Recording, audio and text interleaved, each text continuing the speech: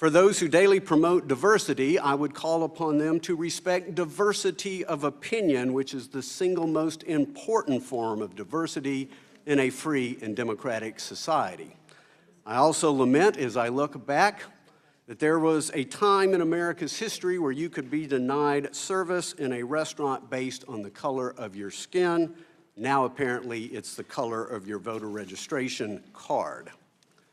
To all my colleagues, particularly those who disagree with my political views, I don't own a restaurant. But if I owned a restaurant in Dallas, I want you to know you would be welcome there, and I'd be proud to be seen with you. If you come to Dallas, I'd be glad to take you to one. You can pick it, Tex-Mex or barbecue, take your pick. And as we eat, please know I would not yield you the moral high ground. I would not lessen my passion for individual liberty and economic opportunity, but I would listen carefully to your views and I would seek common ground with you. And should my supporters be in that restaurant, the only thing I would call on them to do would be to show you respect and to surround you with Texas-friendly hospitality.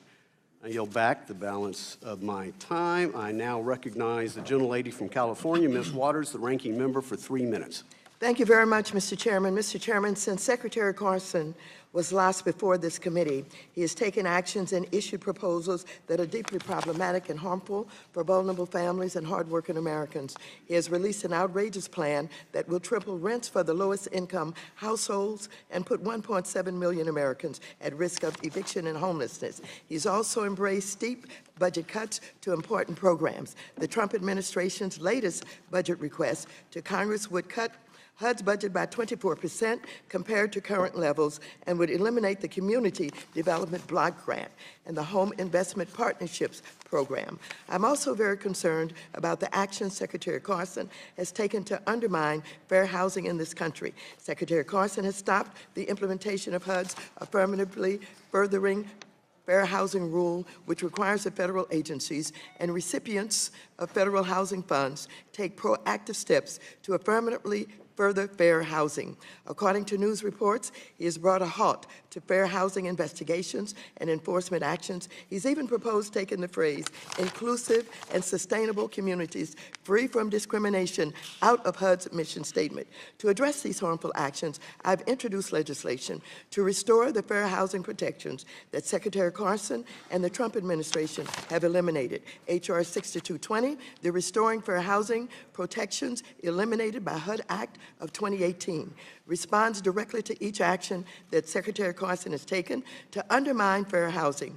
Congress should not stand by while the agency charged with ensuring fair housing turns its back on its mission and takes actions that roll back critical protections that ensure that all Americans have fair access to housing. So I thank the Secretary for coming today, and I look forward to hearing his testimony on these important issues.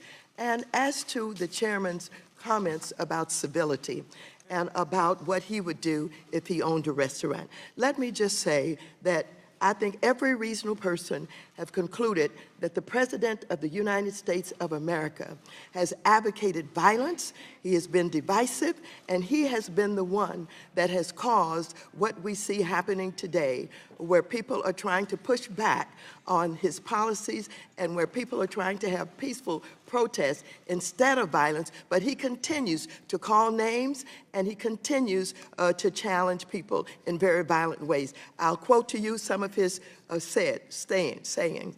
In his campaign, I quote, he said, "I'd like to knock the crap out of them." Further, he said, "You know what they used to do to guys like that? When they were in a place like this, they'd be carried out on a stretcher, folks." And in addition to that, he also talked about the fact that if someone was hurt or while they were being assaulted, as he was encouraging them to do, he said this: "So if you see somebody getting ready to throw a tomato, knock the crap out of them. And would you, seriously?" Trump said, "Okay, just knock the hell out. I promise I will pay for the legal fees. I promise, I promise." So, Mr. Chairman, if you want to talk about civility, you start with the President of the United States and you implore him not to continue to promote violence, not to continue to promote divisiveness, and then I think he would be a better example and people would follow a better example rather than get trapped into what he's advocating, which is pure violence. I yield back the balance of my time.